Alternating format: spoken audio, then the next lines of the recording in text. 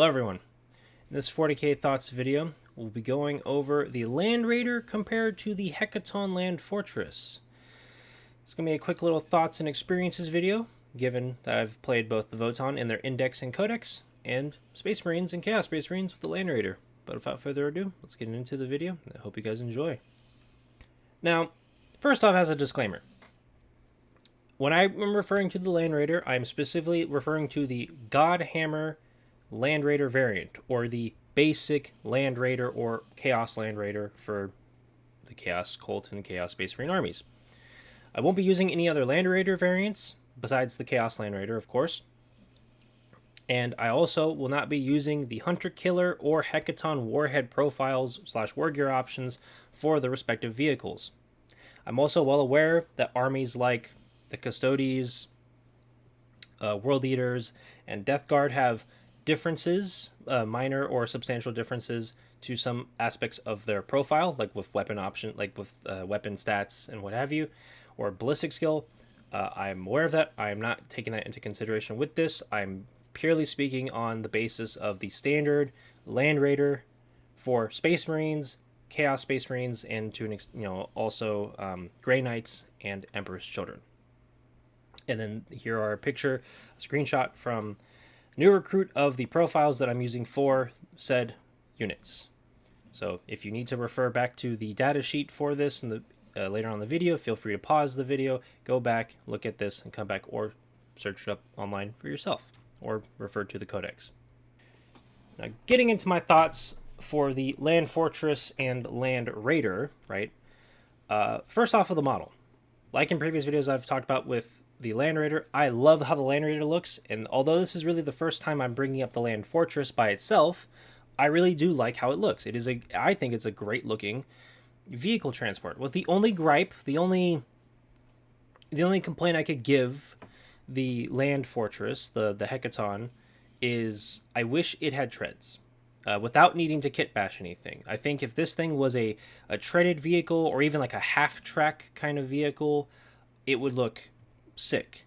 And yes, on the topic of the aesthetic and the appearance, the Hekaton Land Fortress doesn't have that same kind of like land ship look and feel to the Land Raider.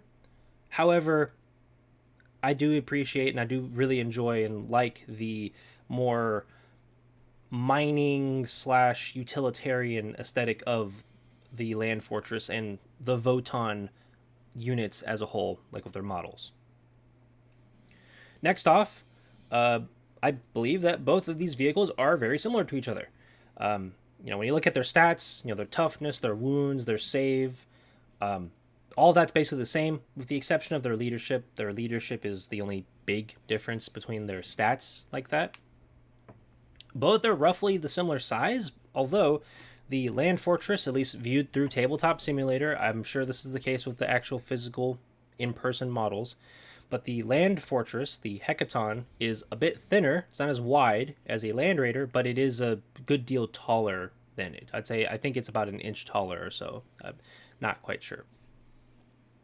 I also believe that both of these vehicles serve very similar purposes on the battlefield, though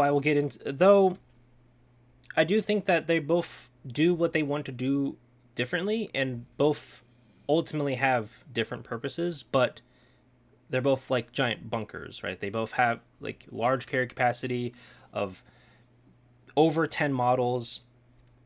They can transport a big brick of a unit up aboard and then either keep moving or stand still, and they generally both tend to like go where they want to go, deposit their guys, and then they just sit there and act as like fire support for them, or they can continue to move up. In terms of weapon profiles, both have similar weapon profiles, though the Hekaton Land Fortress has a far superior anti-tank or anti-high toughness gun in the Heavy Magna Rail Cannon. Now, the Heavy Magna Rail Cannon, as most people probably know if they're at any point familiar with the Leagues of Votann, is an incredibly hard-hitting weapon. It has more limited range than the Godhammer Las Cannon or Soul Shatter Las Cannon of the Land Raiders. But it's strength 18, meaning that most things that it's ever shooting into, it's wounding on 2s or 3s, depending on what it's firing into.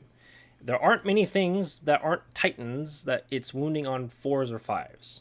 Or if, of course, a unit has a -1 to wound if strength is higher than toughness ability. So there's that.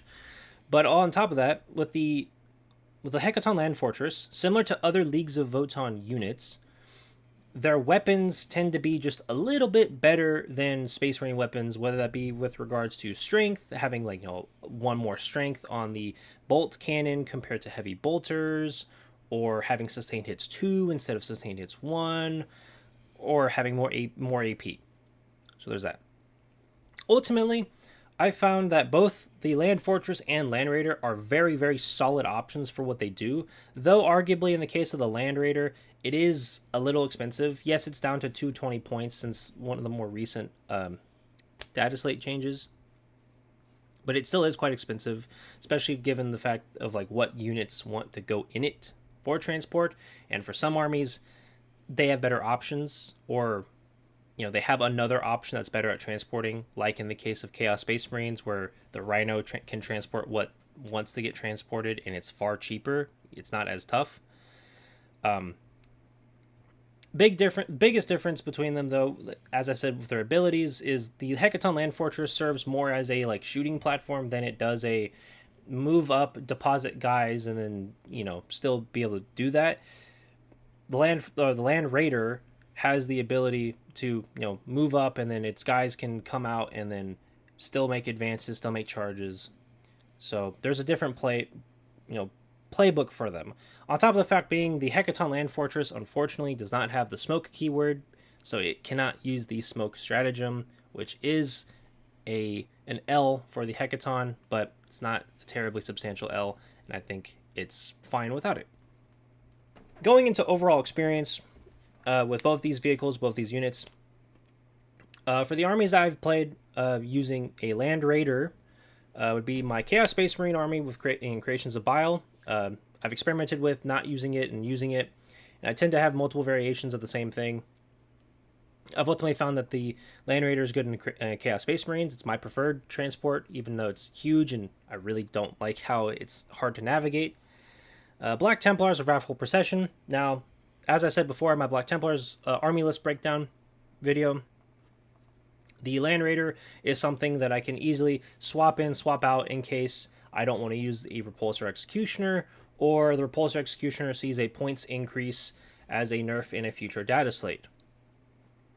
My Blood Angels list that I have put together also utilizes a Land Raider. It also can utilize a Land Raider Redeemer, but once again, we're not talking about other Land Raider variants.